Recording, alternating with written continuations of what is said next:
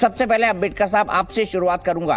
क्या कल आपको कुरान का पाठ सर्वधर्म सभा में नहीं सुनाई दिया, जिसके बाद इस मजहबी चश्मे से देखा आपने? दीपक साहब बहुत बहुत शुक्रिया। दीपक साहब, ये पूरी जो प्रक्रिया ही रही है वो असंवैधानिक और अलोकतांत्रिक रही है। इस देश में जब कोई प्रधानमंत्री बनता है तो वो इस देश का संविधान के आधार पर, अनुसूची 3 के आधार पर जो ओथ है उसके आधार पर वो इस देश में शपथ लेता है। और जो इस देश में इंडियन ओथ एक्ट है 1873, उसके तहत इस देश में जो है संविधान के आधार पर अपने आप को स्थापित करता है। लेकिन जो कल परिदृश्य हम लोगों ने देखा, इस देश की जनता ही नहीं विश्व ने देखा कि इस देश में नई संसद के उद्घाटन के नाम पर एक ऐसी व्यवस्था को कायम किया जा रहा है जो असंवैधानिक, अलोकतांत्रिक है, जो लोकतांत्रिक व्यवस्था को विस्थापित करते राजतंत्र की स्थापना की तरफ अग्रसर हो रही है। आदरणीय ओवैसी साहब ने जो स्टेटमेंट दिया वो बिल्कुल क्लियर स्टेटमेंट है कि जिस तरह से नई संसद में हवन कराया गया है वह हवन एक विशेष वर्ग के द्वारा किया जाता है। आप हिंदू के नाम पर उनको स्थापित करते हैं, लेकिन नई संसद में जब वो लोग आगे बढ़ते हैं तो एक विशेष वर्ग आगे बढ़ता है। सिर्फ इस देश की जनता को दिखाने के लिए अलग अलग धर्मों के लोगों को दरबार में बाहर बिठा करके उनके द्वारा शब्द सुने गए। इस चीज का हम कड़े शब्दों में निंदा और विरोध करते हैं। आपने बिल्कुल सही कहा, लोकतांत्रिक का संवैधानिक। फॉरराव अम्बेडकर साहब, इतने सारे आपके पास पॉइंट्स हैं तो आपको तो सीधे सुप्रीम कोर्ट चले जाना चाहिए, प्रधानमंत्री हट जाएंगे कुछ मिनटों में।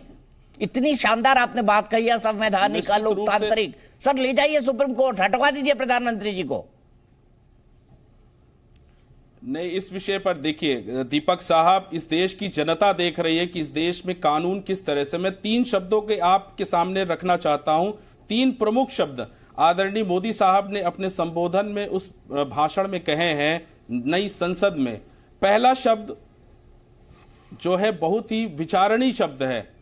उस शब्द को अगर आप देखेंगे कि संसद को कहा गया है लोकतंत्र का मंदिर। अगर यह शब्द इस्तेमाल किया जाएगा तो इस देश में विभिन्न तरह के पंथ और धर्म कार्य करते हैं।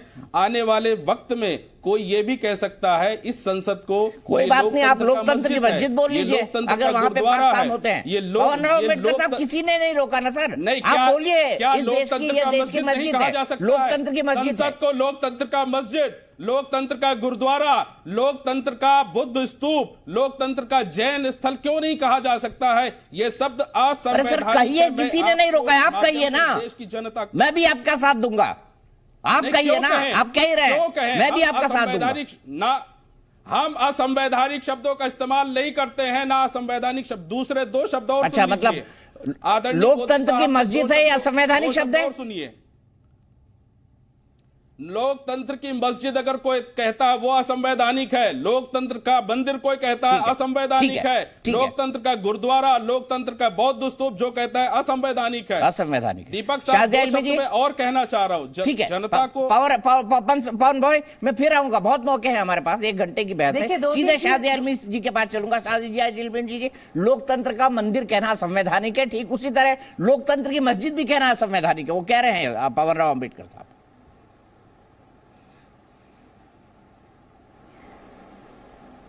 अब अंबेडकर जी को क्या अंडरस्टैंडिंग है लोकतंत्र की, संविधान की, ये तो साफ नजर आ रहा है। क्योंकि उनके हिसाब से लोकतंत्र का मंदिर कहना या गुरुद्वारा या गिरजा या मंदिर उनको अपमानजनक लगता है।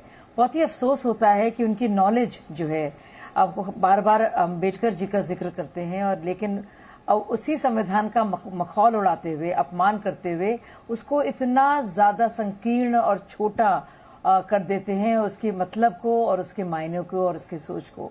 सबसे पहले तो सेंगोल जो है, जो सत्ता का जो हस्तांतरण हुआ, वो किस चीज का प्रतीक है?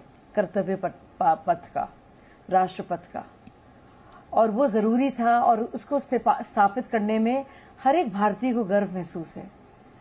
आप अगर ये चाहते हैं कि धर्म का जिक्र ही ना हो तो वो संभव नहीं है। उसके बाद सर्वधर्म संभाव की धारणा के साथ मल्टी फेथ बाकायदा दुआएं पढ़ी गई, आयतें पढ़ी गई और सबने अपने अपने मंत्रोच्चार किया।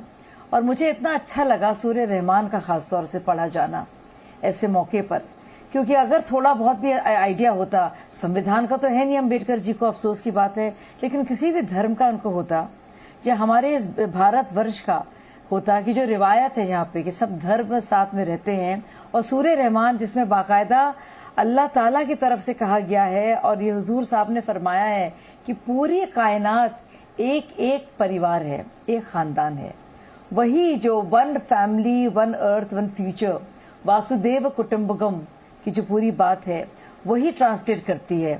तो कुछ लोग हैं अम्बेडकर जी जैसे जो यहाँ पे हैं, जो काश बाबा साहब अम्बेडकर की सोच को समझते, जो कितनी विशाल थी और कितनी समूची थी, उसको सब कुछ इंक्लूसिव थी, लेकिन उन्होंने सब कुछ छोटा कर दिया, हर एक धर्म को भी छोटा कर दिया, संविधान को भी छोटा कर दिया, इंसानियत को भी छोटा कर दिया, और एक राष्ट्र के लिए जो एक संवाद था जिसका प्रतीक है नए भारत का हमारा पार्लियामेंट, उसको भी उन्होंने बहुत ही छोटा कर दिया और संकीर्ण कर दिया।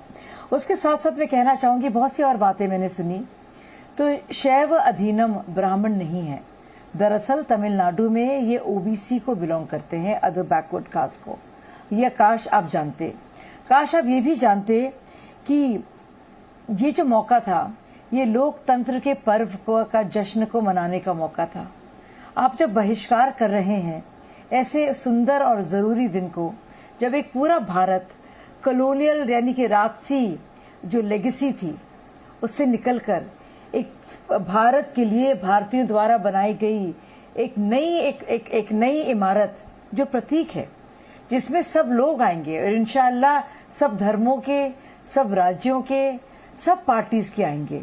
उसके लिए आप उस वक्त हिस्ट्री से कि अलग तरफ खड़े थे, इतिहास की तरफ नहीं थे आप इतिहास के गलत साइड में खड़े थे, और आप में ये गुस्सा इतने शानदार दिन। ठीक है शादिया, मैं आपको 1 मिनट के लिए रुकूंगा क्योंकि इस वक्त एक बड़ी खबर आ रही है। मैं शादिया को और अपने पूरे पैनल को बता दूं वो बड़ी खबर क्या है। बड़ी खबर यह है कि ममता बनर्जी ने अपने ट्विटर हैंडल से एक फोटो शेयर की है। नई संसद के उद्घाटन पे ममता बनर्जी ने 2 तस्वीरें शेयर की है। एक आजादी के बाद कौन कौन लोग संसद के अंदर बैठे उसकी तस्वीर है, और एक कल की तस्वीर है जिसमें एक फोटो में पंडित जवाहरलाल नेहरू अपनी पूरी कैबिनेट के साथ नजर आ रहे हैं आफ्टर इंडिपेंडेंस, ये है। और दूसरी तस्वीर में प्रधानमंत्री तमाम साधु संतों के साथ नजर आ रहे हैं जो तमिलनाडु से आए थे, जो अधिनियम के साथ जुड़े हुए हैं, और वो यहाँ पर सेंगोल को लेकर आए थे। दूसरी फोटो में